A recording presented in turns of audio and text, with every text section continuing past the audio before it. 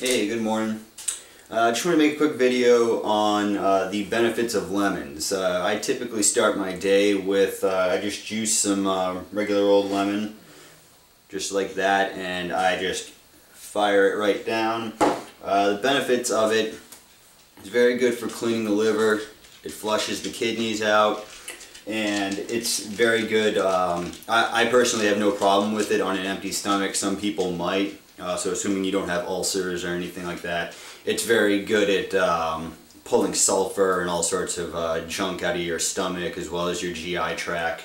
Another alternative maybe for people who have constipation issues, especially in the morning, you can take some lemon and heat up some water. Just heat it up, you know, just beyond your body temperature. You don't want it to be hot, but the benefit of that is it'll actually get your bowels moving a little bit better, because when you consume a warm liquid, your body sort of interprets that almost as a fever. So it'll so when your body interprets, you know, has the feverish reaction, it tends to let things go, get it out. So I mean, that's one of the reasons that people will have their cup of coffee in the morning and obviously sometimes have to go immediately to the bathroom. It's not, some of that is the caffeine causing it, but it's mainly the warmth. And the benefit of doing a warm lemon water is it's not going to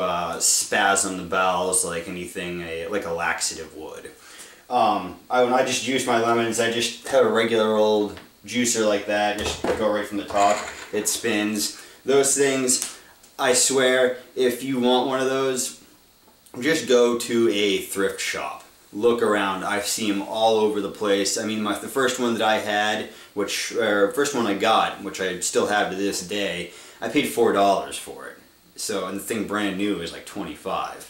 So, they're all over the place. The kind of thing that people buy, they think it would be great to do some orange juice, and they realize their oranges are kind of expensive and they just don't want to deal with it anymore, so they give it to a thrift store.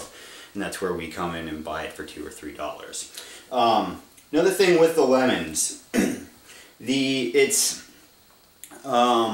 in terms of finding a ripe citrus, this goes for any citrus, you want to look for one that has no green on it. So if it's a lemon, you want it to be all yellow. If it's an orange, you want it to be all orange.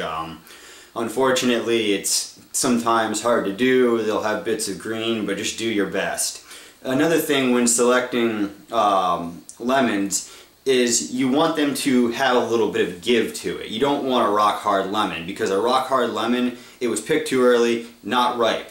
When you're consuming ripe or unripe fruits, especially citrus, not good on the teeth. It's very damaging to the enamel. But when you get it nice and ripe, far less damaging. I mean, actually potentially not damaging at all. In fact, I've gotten lemons that are borderline sweet. And when you cut a lemon open, I'll give you an example. This is what a ripe lemon looks like. You'll notice how it's got that little, it's kind of started to blossom, it's open. This guy I kept aside as an example. That is an unripe lemon. You can see how it's almost has some whitish to it, and the center there has not opened up. When I buy them by the box, sometimes, just because I have the ability to be choosy, I won't use these guys because I've already done a number on my teeth over the years, so I don't want to add to that. Purpose in doing this is to, you know, cultivate some goodness within my body, not take away. Last thing I wanted to cover is with lemon zest. Sometimes your recipe you're using it calls for lemon zest, and so you know you just zest right off of the lemon skin itself. I just wanted to show you. Currently, I'm using conventional lemons because here in the United States, we're at that point in the year where you're very, very, very hard pressed to find any sort of organic lemons. I work in produce. I know that they're not around, and if you can come across them, they're either rock hard or they go rotten on you really quick. So, but I just wanted to show you, this is the lemon box. And it tells you right there what it's treated with to maintain its freshness. There's a amazalil, which is a systematic fungicide. There's thiabenzidol. That is actually that's a drug. That is actually something that is given to people when they have trichinosis, and it's also a treatment for roundworm. And if that's what you're actually looking to treat, is something like that in your body, there's other ways than putting lemons in your thing. But anyways, and then there's fludoxanol. That is classified as a very persistent pesticide. So not good to be putting in your recipes. So if you're going to use zest of any sort, whether it be lemon, lime, orange, get organic, because organics can have a beeswax or a vegetable wax coating on it, and that's most likely, it's not going to do anything to you.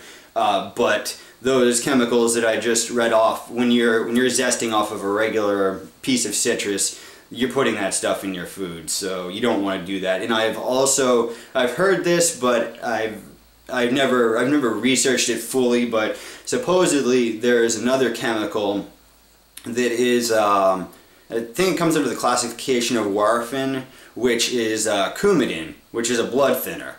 So that has some sort of antifungal properties for the citrus, but if you're zesting something into a meal that's similar to coumadin, and maybe somebody eating it is already on coumadin, so they'd be getting even more blood thinning action. And well, I mean, coumadin doesn't actually thin your blood, it actually makes it more, it lubricates the blood. So anyways, not good stuff, so that's what we're trying to avoid. Anyways, so that's it for today. Subscribe to my videos, question, comment down below if you got them, like the video if you do, and go out there, have some fun today. Take it easy.